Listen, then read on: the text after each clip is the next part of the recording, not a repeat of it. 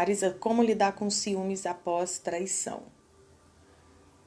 Geralmente, quando a restauração não é feita, geralmente não, 100% dos casos, quando a restauração ela não é feita, não tem como voltar a confiar, porque você está machucada e desconfiar dele vai ser um álibi para puni-lo, tá? Então não tem como resolver desconfiança e insegurança depois de um erro grave como a traição, se você não tiver feito a reparação, a compensação, né? O que é isso?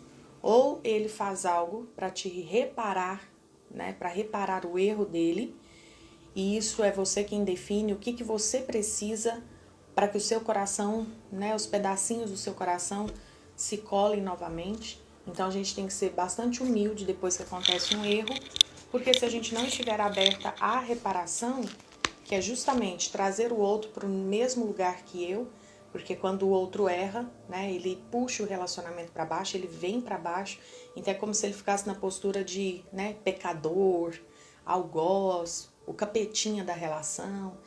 E aí se a gente não estiver disposta a aceitar que ele faça algo por nós, ou se a gente não estiver disposta a fazer algo, né, então se ele fez isso, eu vou fazer aquilo outro, que não pode ser o mesmo erro dele, obviamente, porque senão a relação vira uma relação de olho por olho, dente por dente, e óbvio que isso não vai dar certo.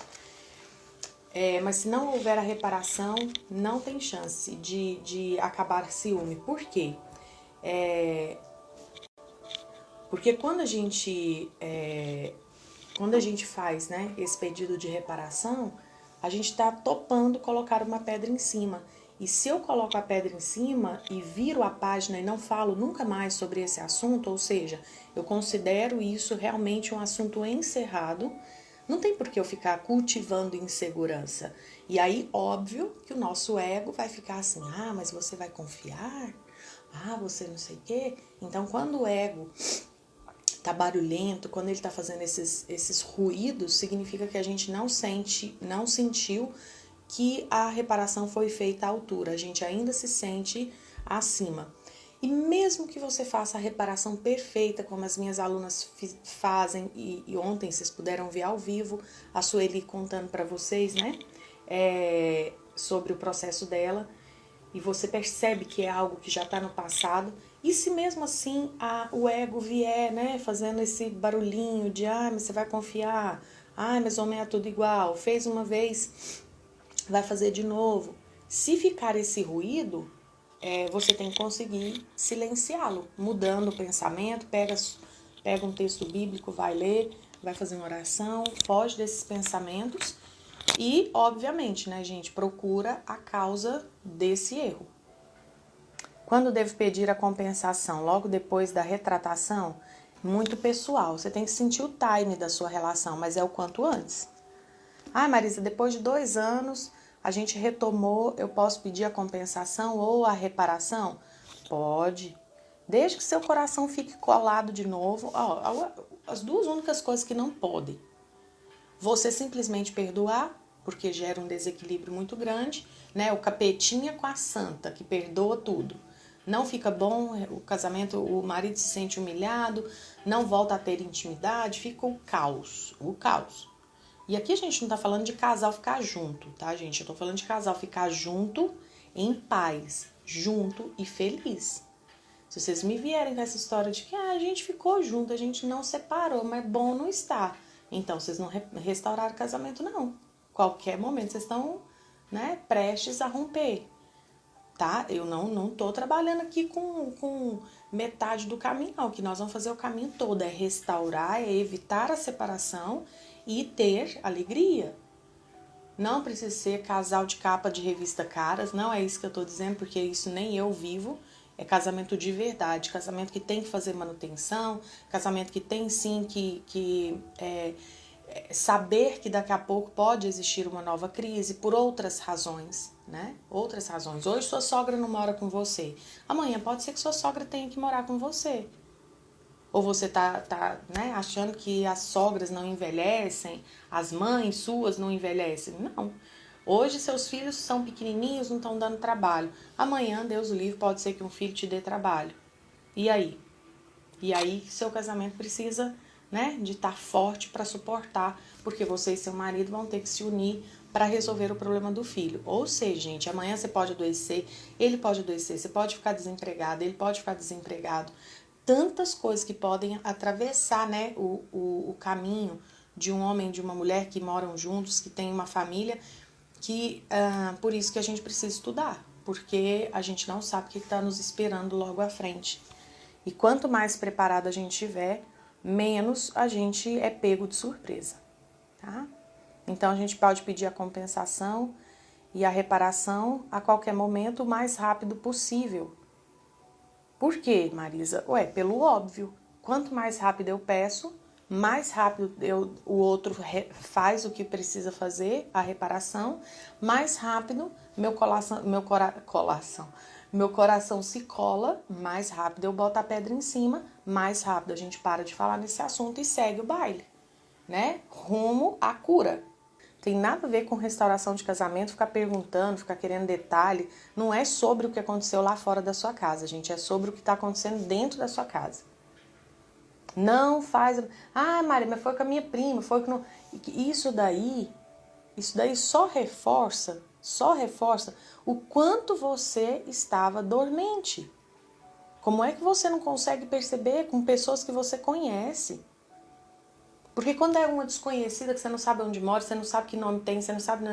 você tem muito menos controle realmente para perceber os sinais. E quando é com alguém dentro da sua casa, dentro da sua família, quer dizer, você não estava percebendo nem seu marido, nem a outra pessoa que você sabe nome, sobrenome, nome do pai, nome da mãe, com quem você tem vínculo sanguíneo. Só mostra, gente, só mostra a gravidade realmente da capacidade humana, dos dois envolvidos, e da sua dormência, ou seja, do quão dormindo você estava. E não se ofendam quando eu falo, porque às vezes a gente dorme no ponto mesmo, e não deveria, mas dorme. E é esse dormir no ponto que faz com que uma mulher, 10 anos, o marido fica conversando com outras mulheres, 10 anos, como é que não vê? Aí a gente não tem responsabilidade nesse processo? Aí a culpa é só do outro? E se fosse você, 10 anos tendo conversa com homens, e seu marido nem tchum, tá lá preocupado em ganhar dinheiro, ótimo, é uma boa causa. Mas como é que é dormente assim? Como é que é desconectado da esposa a ponto de não perceber? De não perceber que tem um coraçãozinho dessa mulher tá felizinho demais com certas coisas que não sou eu que tô dando. Se eu chego feliz, se eu chego triste, se eu trato ela bem, se eu trato ela mal, dá no mesmo. Eita, tem alguma coisa errada ali. Não sou eu que tô tirando esse sorrisinho da cara dela. Entende? Dormência, cuidado com a dormência. E aí, quando vocês ficam desviando a energia de vocês, ao invés de aprender a se posicionar, vocês ficam querendo detalhes, só para depois dificultar você pôr a pedra em cima, porque quanto mais detalhes você sabe, mais difícil é de pôr a pedra em cima. Não posso fazer nada, você foi curiosa. Quando as pessoas colocam aqui, Marisa, para mim, Marisa, é só curiosidade. Até a aluna, quando coloca aqui para mim, Marisa, só curiosidade, eu não respondo. Não respondo. Não respondo porque curiosidade não leva a gente a lugar nenhum. Alguém nas caixinhas semana passada colocou assim, Marisa, quando é caso de agressão, também você é a favor da restauração? Não é o meu caso, só curiosidade, não respondi. Fui pegar outra pessoa que tinha perguntado sobre o mesmo tema e que não era por curiosidade, que era o caso dela mesmo. Por quê? Porque curiosidade eu aprendi na minha formação. Não se dê a pessoas curiosas. A pessoa curiosa ela não tá preocupada em fazer o processo de cura. Ela está procurando se distrair. Profissional curioso. Nossa, mas e aí? O que deu? Me conta. Começa a sessão. Oi, tudo bom? Não sei o que. Tô aqui, né? Com a seu serviço. Mas me conta, o que deu aquela última conversa que a gente teve? Curiosidade. Curiosidade. Não dá para lidar com curiosidade. Não se metam com curiosos. Então, não seja mulher curiosa. que fica querendo saber detalhe das coisas, que fica querendo saber, especulando por pura curiosidade. Isso daí, se o seu marido se recusar a responder curiosidade sua, eu vou falar, tô com ele. É assim mesmo que lida, tá? Então, parem de olhar para o que não tem força, porque às vezes seu casamento tem só 1% de chance, você vai desperdiçar esse 1% por conta de ficar com curiosidade, por conta de ficar olhando para o que não vai trazer a solução.